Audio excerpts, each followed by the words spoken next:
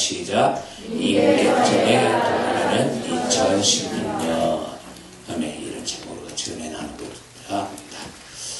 자, 이 마지막 신의 집회 마지막 이 설교는요, 지극히 예언적입니다. 그리고 저는 이거를 주님께서 주신 말씀, 이 예언이라는 게 이 예언이 실상이 되는 조건으로 얘기하는 거예요. 그래서 하나님께서 이거를 제 입에 담아 예언적 말씀을 저도 믿음으로 전할 것이고, 여러분들도 믿음으로 이 예언의 말씀 받을 때에 이 말씀을 듣는 자들이 이 말씀 그대로의 실상을 만나게 될 줄 믿습니다. 자, 그러면 이 말씀을 시작하는데, 자, 이 말씀에 이제 아주 여러분의 낯선 단어가 있습니다. 임계점이라는 단어입니다. 자, 아는 분들은 알겠지만 모르는 분들을 위해서 임계점이라는 단어의 뜻이 뭔가를 쉽게 좀 설명을 하려고 합니다. 이거는 물리학에서 나온 얘기인데, 이 임계점이라는 건 바로 이런 거예요. 물이 몇 도에서 끓습니까? 100도죠. 그러면 물이 99도대에도 물이 끓질 않아요. 그러다 100도 되는 순간부터 물이 끓기 시작해요. 그래서 100도에 가서 여지껏 99도에서 물이 끓지 않다가 100도에 가서 물이 딱 끓는 100도 그 지점을 임계점이라고 말하는 거예요. 무슨 말인지 알죠? 그러면 99도까지는 뭐냐 할 때 임계점 미도달, 그리고 100도는 뭐냐? 임계점 도달 시간을 얘기하는 거예요. 도달한 점을 얘기하는 거죠. 그래서 임계점이라는 것은 결국 이렇게 무엇인가가 이렇게 변형이 갑작스럽게 일어나는 그 시점을 얘기하는 거예요. 자, 이거를 좀 더 쉽게 여러분들에게 예화를 좀 드리려고 합니다. 여러분들 들은 예화들이 있을 거예요. 이런 예화를 중국의 동부 지역에 모소 대나무라고 하는 대나무가 있습니다. 그걸 모죽이라고도 그렇게 말한다고 그래요. 모소 대나무가 있는데, 이 모소 대나무는요, 신기하게 일반 대나무하고 다르게 4년 동안, 대나무 씨가 4년 동안 땅 속에 있음으로 인해서 4년 동안은 나오질 않는다고 그래요.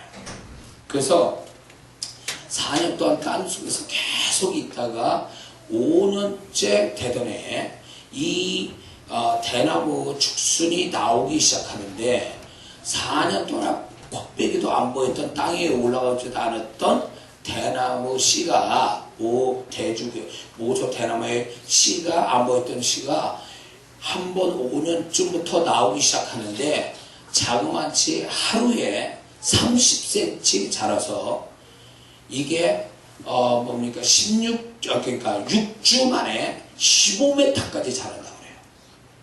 6주 만에. 이해가 됩니까? 4년 동안을 그게 아무 표도 없다가 5년째 되는 해부터 하루에 30cm 자란다는 게 대나무가. 그래가지고 6주 만에 15cm나 자란다는 거예요. 이거를 통해서 이 임계점을 좀 이렇게 설명이 되는데, 4년 동안은 임계점 미도달 시간이죠. 근데 5년째부터 이렇게 땅 속에서부터 이제 죽순이 올라오는 그 시점이 임계점이에요. 그때부터 놀랍게 바뀌는 거예요.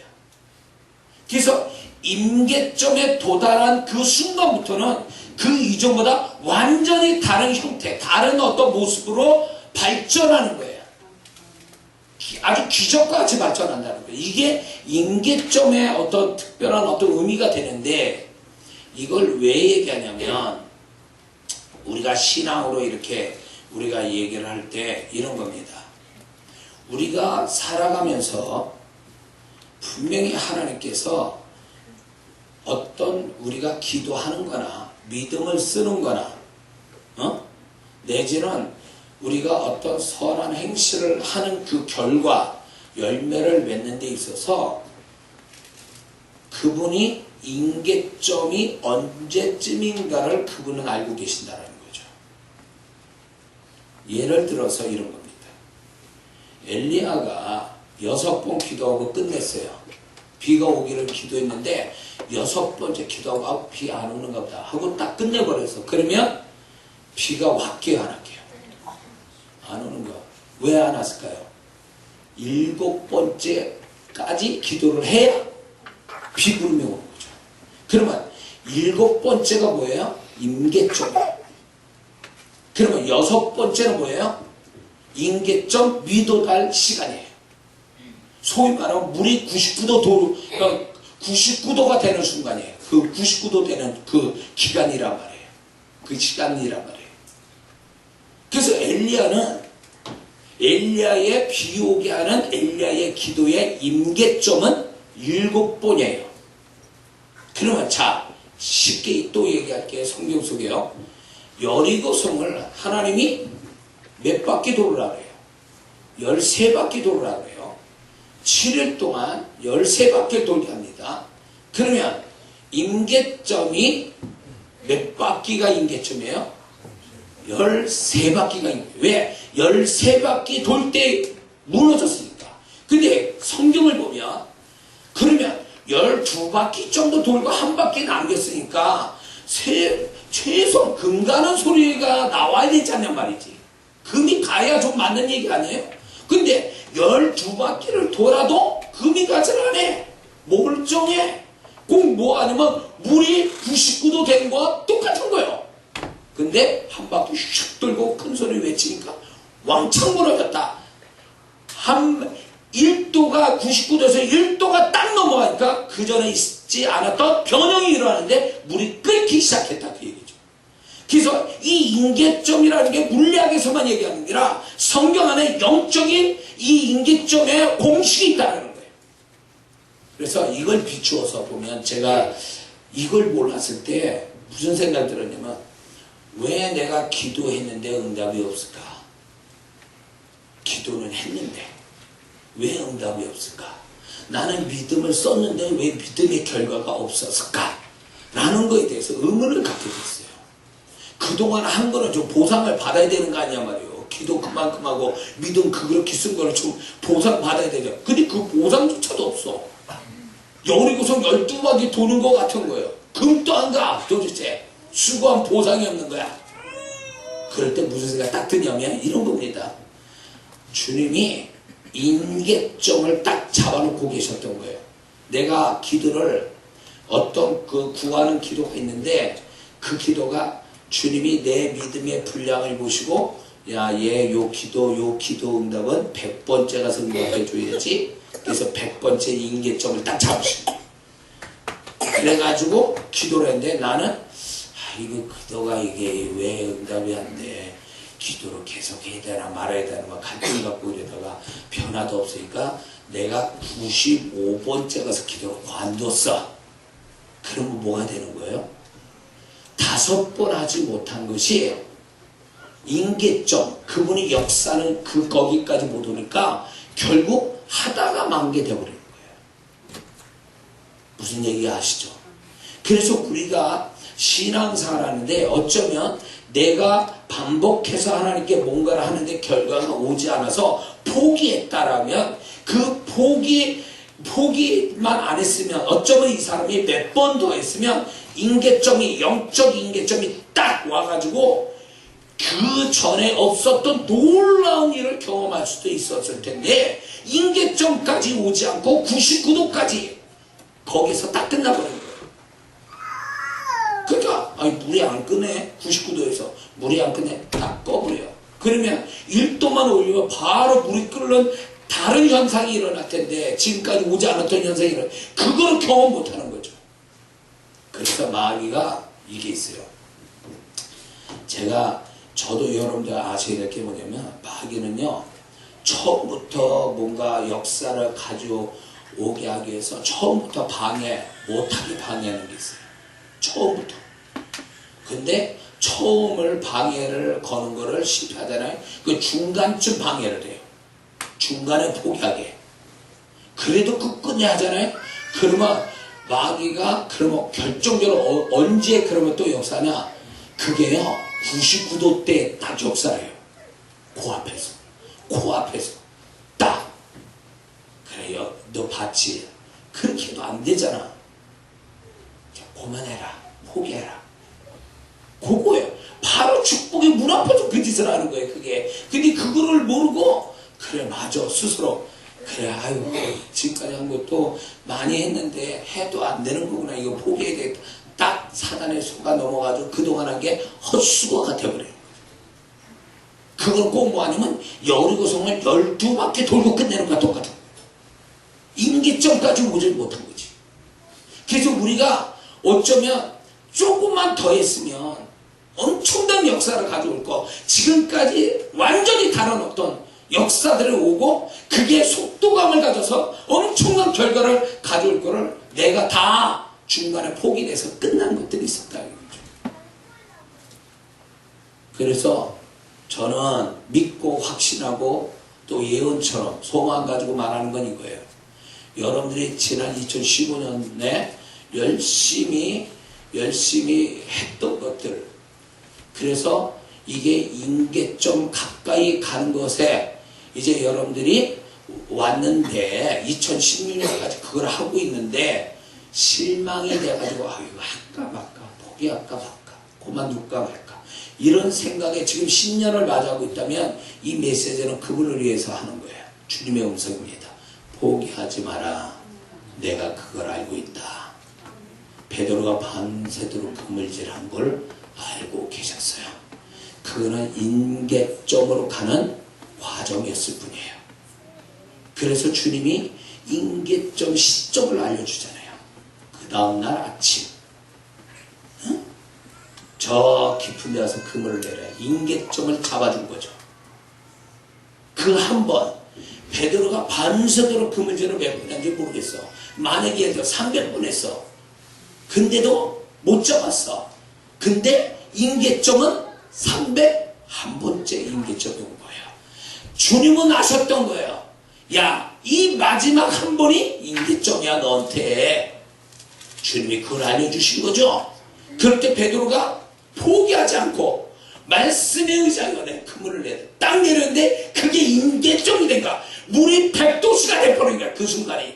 그러니까 막 어마어마한 일이 생겼잖아요. 그 전에 그렇게 고기를 잡아본 적도 없고 그렇게 잡아본 적 없는 역사, 그 2배 가득 채우는 역사가 왔잖아요. 이게 임계점의 축복이에요. 이게 지금 그래서 2016년에 이 초반에 그만둘까 말까 했던 그 사람들 포기하지 마세요. 하나님의 이 안에 임계점에 도달하러 그분이 이끄실 줄 믿습니다. 그래서 우리가 이 본문에서 우리가 주님이 어떤 분인가를 얘기해 주는데 그게 뭐냐면요.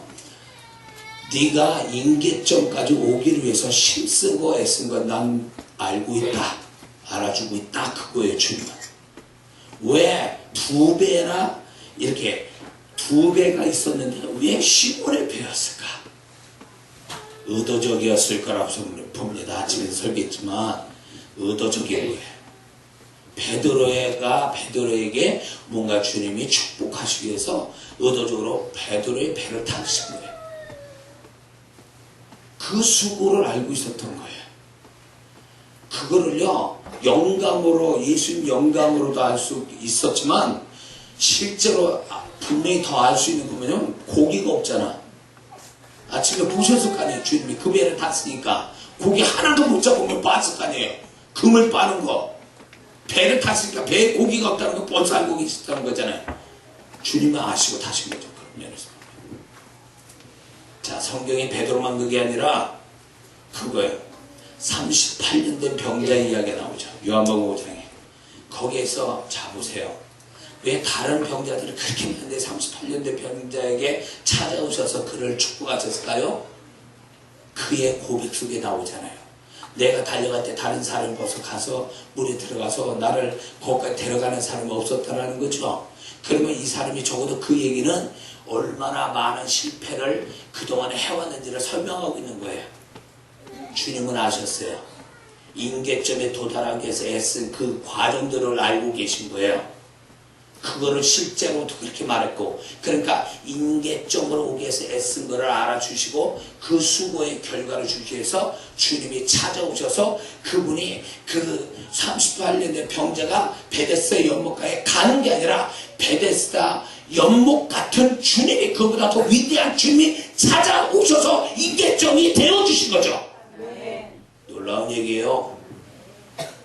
안나라는 선지자가 나옵니다. 누가복음 2장 보면 안나라는 선지자가 나는데, 그 안나라는 선지자는 과부가 된 지 84세요. 84세 과부가 뭐 했다고 그랬어요? 성전을 떠나지 않고 금식하고 기도를 열심히 했다고 그랬어요. 하나님은 그의 성전을 떠나지 않고 주를 향한 그 열심의 인계점에 가기 위해 애쓰고 있어. 왜 굳이 선지자라는 말을 썼을까요? 왜 안나의 선지자라고 왜 얘기할까요? 이 선지자는 하나님의 음성 듣고 하나님의 때를 기다리고 이런 사람을 얘기하는 거예요. 하나님의 음성을 전달하고. 그러니 이게 얼마나 위대한 일이에요. 구세주가 오셨다라는 거에 대해서 이 안나라는 선지자가 그걸 위해서 기도를 해봤다는 거예요. 그걸 위해서 금식하고 그걸 위해서 성전을 떠나지 않으니까 인계점에 오기 위해서 애쓴 그 긴 세월을 하나님이 아시고 그의 눈을 열어 구세주를 보게 하는, 인계점을 보게 하는 하나님이 하시지 않았냐 말이에요. 놀라운 얘기예요. 놀라운 얘기예요. 베드로에게 역사한 사람, 베드로에만 역사한 게 아니에요. 성경에 곳곳에 나오고 있다고요. 어? 자, 베드로가 말이에요. 한 번만 그랬으니까 이번에, 아니요, 요한복음 21장 가보면 베드로가 다시 또 그물질합니다. 부활하신 주님을 만나려고 그랬던 건지 아니면 옛날 생각이 나서 그랬던 건지 한번 해보려고 했던 건지 그렇게 호숫가에 다시 그물질하잖아요. 그런데 잡혔으니까 밤새도록 못 잡았어요. 새벽녘 될 때 주님이 야, 배 오른편에다 그물 던져라. 뭐예요? 주님은 설령 베드로가 믿음이 없든 아니면 주님 만나서 거기 있든 뭘 했든 간에 그 수고, 인계점으로 가고자 하는 수고를 알아주셨다, 그 얘기죠. 그래서 주님이 마지막 한 번 배 오른쪽, 그게 인계점이다 너의, 딱 던졌더니 153마리 인계점의 축복을 받은 거죠. 그러면 여기서 우리가 알아야 될 게, 주님이 인계점, 영적 인계점, 뭔가 지금하고 다른 완전히 수고한 보상을 어때? 지금하고 다른 엄청난 차원이 다른 축복, 그걸 가져오는 시점을 알고 계신다는 거죠. 인계점으로 오기 위한 수고도 알아주실 뿐만 아니라 그 인계점이 어느 시점인가까지 알고 계셨다는 거죠. 야, 놀라운 얘기예요. 놀라운 얘기예요. 그런 주님이 우리 주님이라는 거죠. 어? 그런데 이걸 아셔야 돼요. 주님이 이런 어떤 인계점을 만나게 하기 위해서 너 혼자 애써봐라, 그건 아니에요. 베드로는 그렇게 했지만 오늘 우리가 성령과 함께 사는 우리는 절대로 그렇게 하게 하시지 않는다. 혼자서 알아서 찾아가기만 하는 게 아니라 그 인계점까지 가도록 우리 안에서 뭔가 격려하고 위로하고 뭔가 도우시는 그분의 손길이 있다는 거예요. 그래서 이걸 잘 기억하셔야 돼요.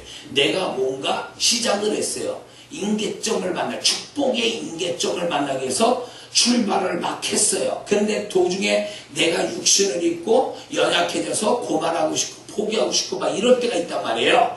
그럴 때 이걸 잘 들으세요. 이런 현상이 우리 안에서 이런 게 옵니다. 뭐냐면 갑자기 성령의 감동이 와요. 감동이 오면서 야, 내가 이게 그냥 하는 게 아니구나. 이게 뭔가 하나님의 축복을 몰고 오는 무엇인가 보다. 그래서 긍정적 감정이 훅 하고 풍성하게 내 안에 들어오는 경향이 있어요. 분명히 싫어서 그만하려고 그러는데 갑자기 마음이 바뀌었어. 이게 뭐냐면 주님이 격려하는 거예요. 너 그만둘 시점이 아니다. 그리고 쭉 이렇게 해왔어요. 근데 그만하고 싶어. 근데 그 사람한테 믿음에 인내하는 마음을 주세요. 그 믿음에 인내하는 마음이 뭔지 아세요? 그래, 내일 한 번 더 하지 뭐. 그래서 그 다음 내일 또 하잖아요? 그러면 오늘 오늘 이제 내일 한 번 더 끝내지 라고 했는데 내일 딱 가서 딱 끝내니까 또 주님이 마음 주시는 거예요. 내일 또 한 번 더 하지. 이게 믿음에 있네요. 이게 믿음이 있다고. 내일 한 번 더 하고 그러다 또 그 다음 또 하고 그 다음에 또 한 번 하고. 그러니까 이 사람은 한 번 하는 게 인계점까지 가는 거예요. 그게 바로 주님이 우리 안에서 역사하는 거예요. 그래 요번만 하고 끝내자. 근데 요번만 하고 딱 끝나려 했더니 그 다음에 끝나고 나니까 그래 다음에 또 한 번 더 하지. 더 하고 끝내지. 학생 집회를 10차로 끝내자. 아유 난 너무 힘들다. 나도 자신 없고 이제 그만해야지. 그래가지고 그래 이제 끝내자 그래가지고 끝나는 파티를 그냥 선물로 다 나눠주고 막 이래서 이제 홀가분하다고 그랬더니 때 되니까 이게 자꾸 주님께서 푸시하는 것 같고 자꾸 마음이 부담이 오니까 죄 짓는 것 같아. 내 해야 될 일을 안 하는 것 같아. 죄책감이 들어오고 이게 뭐예요 이게 도대체. 이런 마음이 도대체 홀가분하지 못하고. 네? 그래서 지금요 11차는 어쨌거나 하는데 그래 요 한 번만 하고 끝내자. 지금 이래요. 지금 내 마음이 또 지금 끝나고. 여자분들이 애를 낳을 때 너무 힘들으니까 다음에 애를 낳지 말아야지. 근데 1년만 지나봐 또 애 낳고 싶은 거야. 그게 뭐야? 주님이 격려하는 거야 자꾸. 그러니까 그 믿음의 인내를 무시하지 말라는 거죠. 주님이 도우시는 하나의 손길이에요. 그리고 뭐가 있냐면 죽지 않는 소망이 내 안에서 나도 모르게 난 소망이 끝났다라고 소망이 없다라고 그러는데 이게 어디서 스물스물 또 소망이 올라오네. 될 것 같은데 이거. 어저께만 해도 끝났어. 다 끝장나요. 끝났다 라고 그러는데 그 다음날 일어나니까 나도 모르게 여기서 소머소머 소망의 구름이 막 올라와. 이게 아직 안 끝난 것 같고 조금만 더 하면 될 것 같은데 이런 죽지 않은 소망, 죽일래야 죽일 수 없는 소망의 구름이 내 안에 뭉게 올라온다면 그게 주님의 격려예요. 포기할 때 아니다. 아직 인계점에 가려면 넌 조금 더 가야 돼. 그거를 그렇게 계시하는 거죠. 그 다음에 뭐가 있냐면 지치지 않는 힘과 열정. 이 정도 됐으면 이제 지쳐서 더 이상 못하겠다, 힘들어서 못하겠다 이런 마음이 저절로 나오는데 그 다음날 되면 또 뭔지 모르게 힘이 생겨. 그걸 감당하려고 하는 열정이 또 그래도 있어. 그러면 이 지치지 않는, 지쳐야 되는데 지치지 않는 힘과 열정이 나타난다면 그게 주님이 인계점으로 가게 하시기 위한 격려예요. 잘 들으세요. 이 메시지가 엄청난 거예요. 그 다음에 뭐가 있냐면 또 이게 있어요. 흐려지지 않는 집중력. 이거야. 내가 뭔가 인계점으로 막 이렇게 할 때 점점 뭐가 포기하게 되잖아요. 그럼 흐려져요. 그거에 대해서 시야가 자꾸 흐려지고 초점이 안 잡히고 뭔가 멀어지는 것 같고 안개 속에 들어가 있는 것 같고 막 이래요. 그런데 주님이 어느새 모르게 그게 또 몰입되도록 자꾸 선명해져. 그게 이제 그만해야지라고 딱 기도를 안 하려고 그랬는데 눈을 감고 기도만 하면 그게 또 선명하게 떠오르네 또. 그리고 그 자연히 거기에 또 집중이 생기네. 그게 주님의 격려예요. 너 아직 인계점 온 게 아니야. 너 끝난 게 아니야. 넌 축복의 인계점으로 가는 가까이 있다. 그래서 내가 너를 격려한다는 차원이 흐려지지 않는 집중력. 그 다음에 마지막으로 그게 뭐냐면 끝없는 성실함.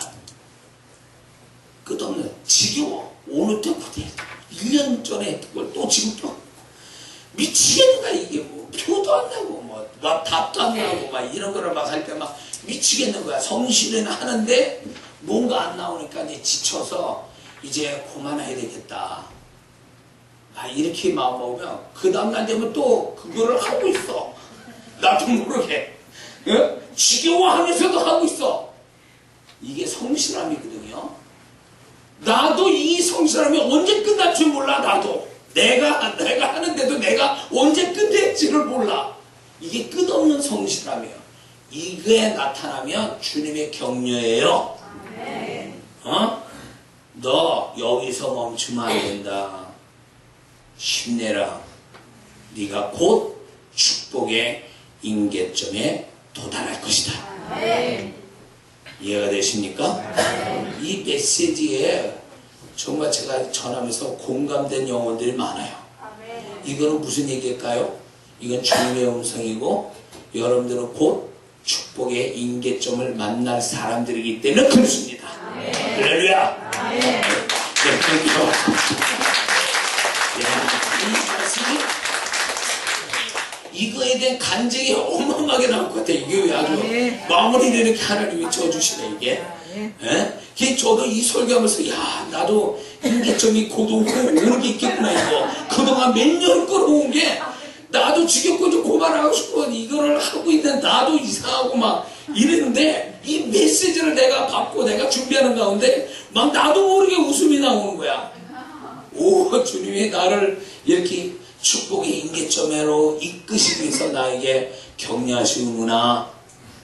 나만 그러겠습니까? 이 메시지 듣는 여러분 모두에게 말씀한 줄 믿습니다. 예.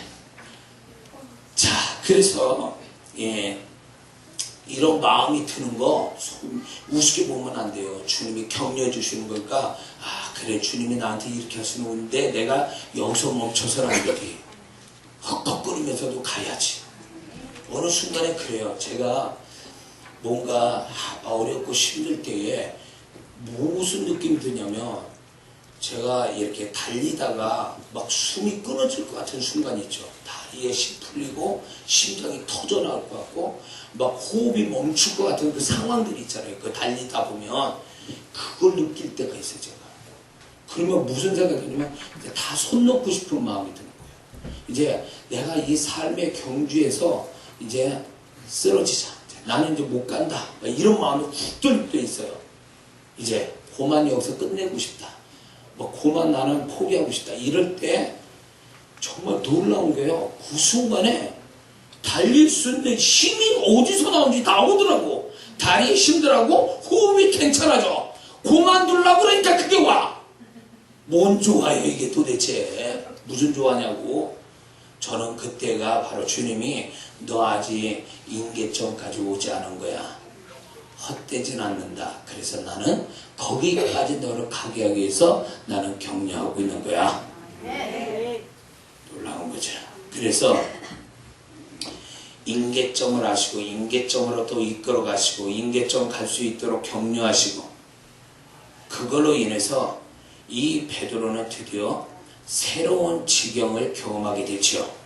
놀라운 그 이전의 베드로가 아닌 베드로의 모습을 보게 됩니다.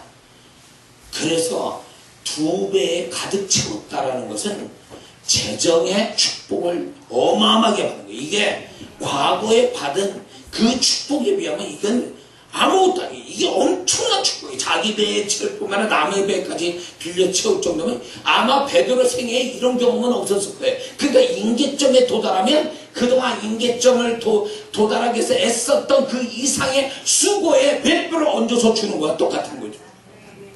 그게 오래 그 일이 벌어진다는 거예요. 우리한테. 그러니까 아침에 말씀드렸지만 한 방이서 한 방. 베드로의 한 방이거든요.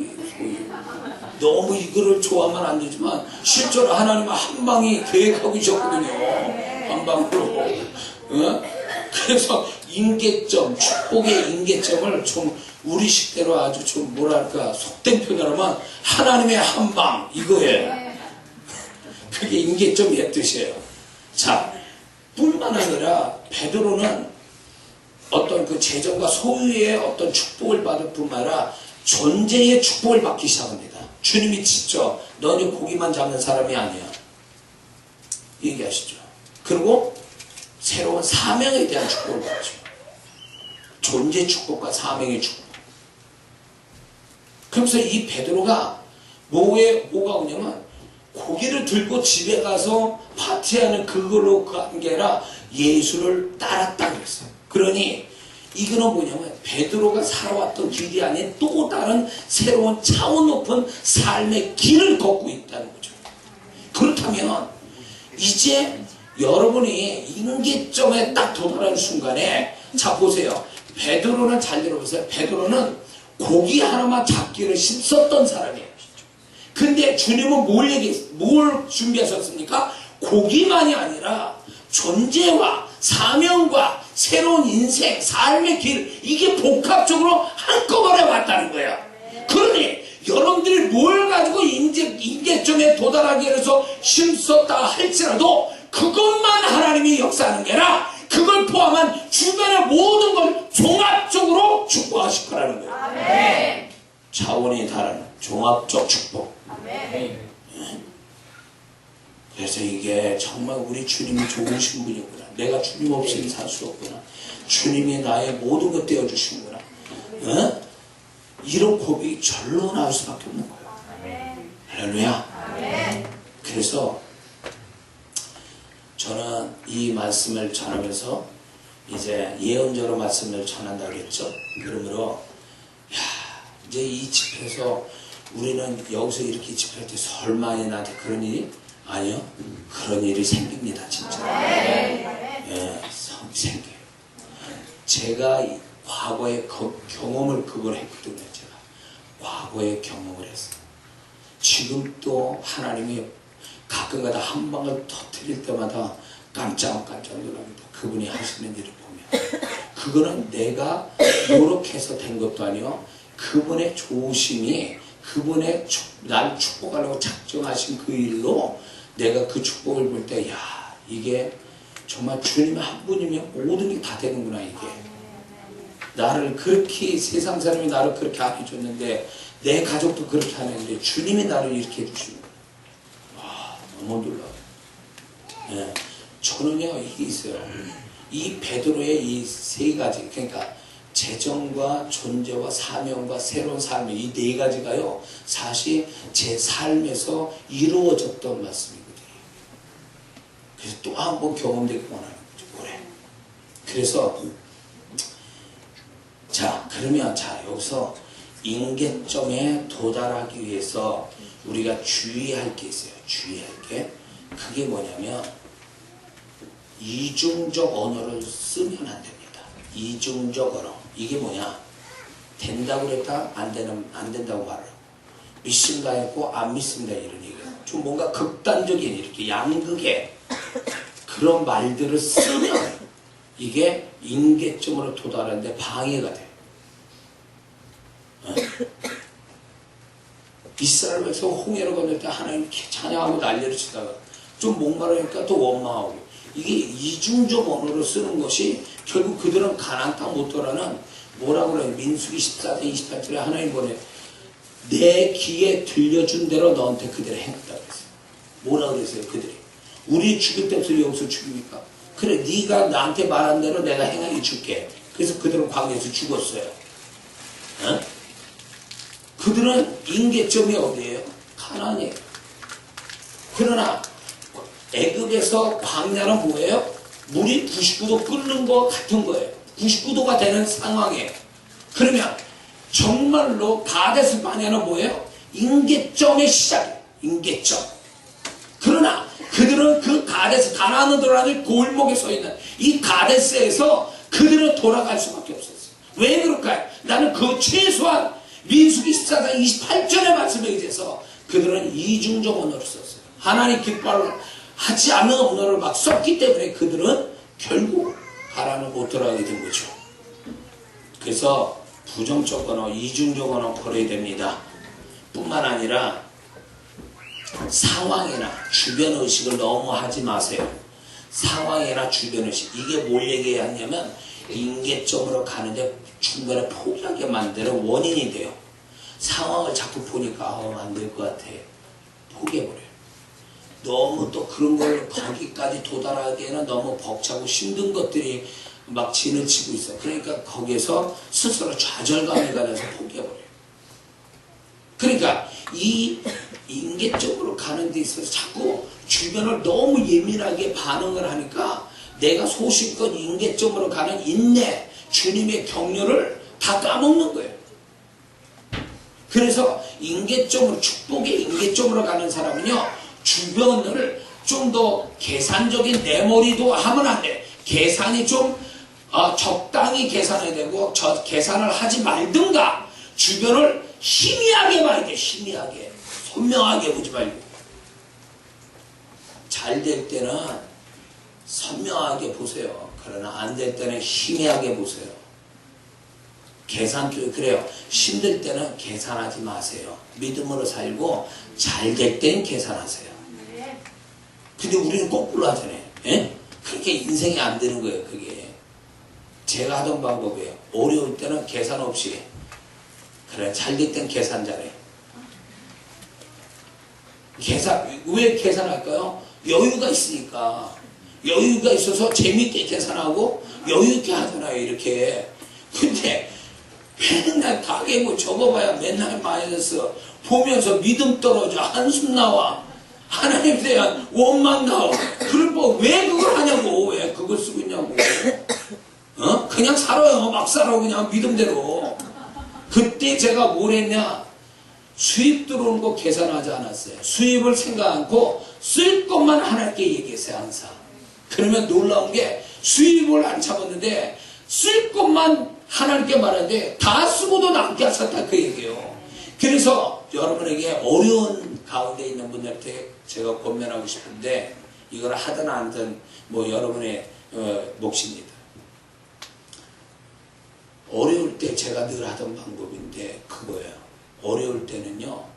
내가 이거를 수입에 맞춰서 지출을 쓰는 게 아니라 지출을 먼저 잔뜩 써놓고 거기에 맞춰서 수입이 들어올 걸 믿는 거예요. 아멘. 그러면 그 믿음대로 축복하세요. 아멘. 네? 틀림없어요. 해보세요. 이 계산법이 얼마나 하나님이 또 기뻐하는지 몰라요. 이거. 네. 지금 또 제가 뭘 하나님 일을 한다 그러면요. 이게 이렇게 재정을 따져보는 게 아니라 뭘 할 것인가, 뭐가 들어갈 건가 지출부부터 쫙 해놓고 그거에 대한 겁이 없어요. 숫자에 대한 겁이 좀 있거든요. 그러다 보면 수입이 들어오면 숫자가 무서워요. 수입을 뭐 계산을 하잖아요. 그러면 계산하는 그 숫자가 무서워. 왜냐하면 지출할 게 많아 놓으니까 수입을 먼저 계산해 버리면 그 숫자에 두려움이 와요. 별것도 아니고 그 볼펜으로 뭐 0 하나 찍고 뭐 그런 게 무섭게 들리고 무섭게 보여요. 무섭게. 근데 지출을 막 적어놓고 주실 걸 믿고 마음껏 하나님이 카드 하나 한도가 없는 카드를 툭 던져주고 야 마음껏 써 이런 거 똑같은 거야. 그러면 마음껏 쓸 걸 막 적어놓는 거지.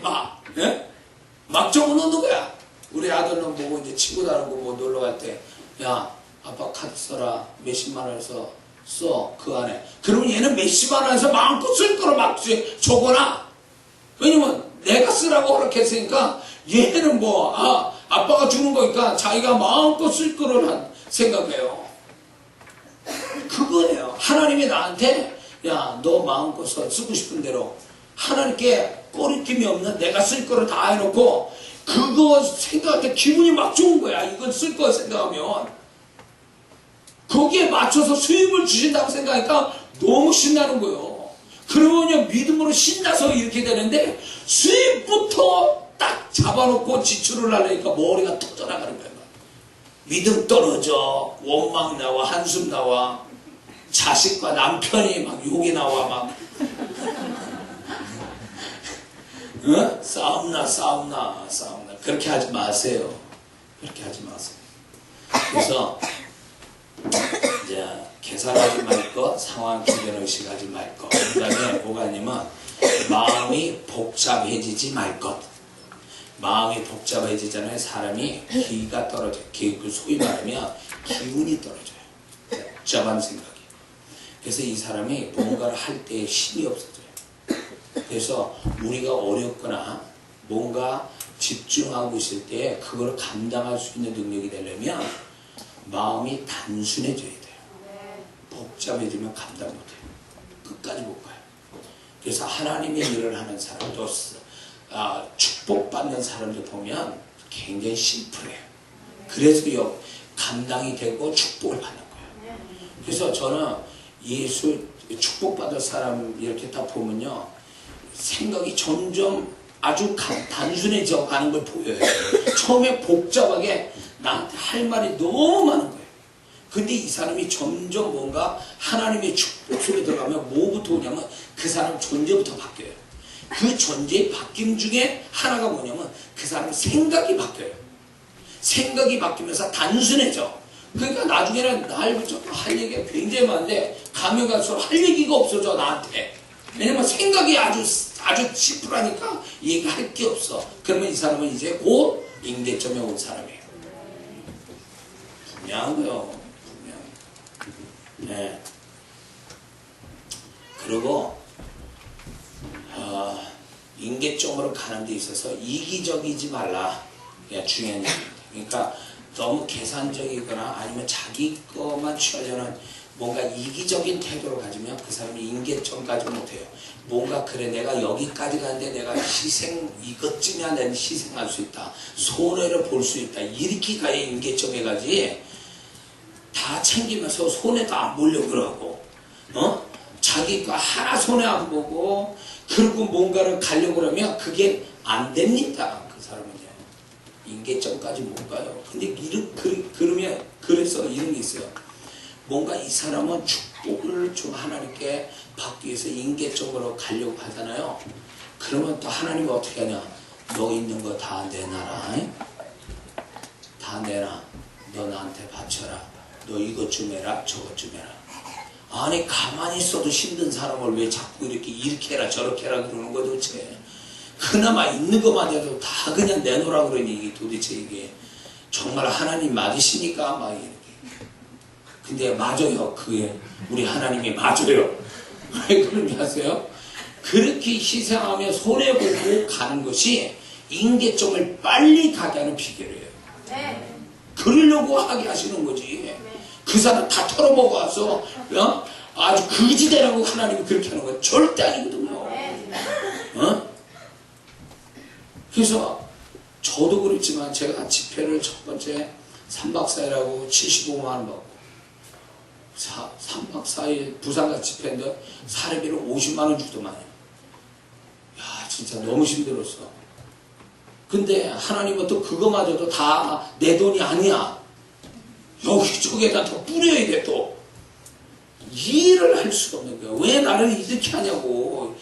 그거 가져도 힘들 판인데 왜 거기서 또 자꾸 가시냐고 또 그분이. 근데요 그게 하나님의 임계점으로 가는 데에 빠른 길을 가게 하는 방법이었다라는 거예요. 그래서 제가 지금도 자신 있게 하나님이 어렵고 힘든 사람한테 자꾸 뭔가를 요구하는 하나님, 난 그걸 하나님이 일하심이라고 난 믿는 거예요. 그 사람을 더 축복하고 있다는 걸 좀 믿는 거예요. 그래서 어려울 때는 계산하지 말라는 거예요. 그냥 하는 거야. 그냥 뭐 그거 없다고 죽는 것도 아니고. 그러니까 여러분들이 이렇게 뭔가 나는 다 받아가고 챙겨가면서 뭔가 임계점으로 간다? 절대 그러냐. 하나님 그렇게 하시잖아요. 불쌍하다고 막 줘가면서 하나님 나 임계점에 가게 할 것 같죠? 그러면 그 사람은 아마 더디 갈걸요?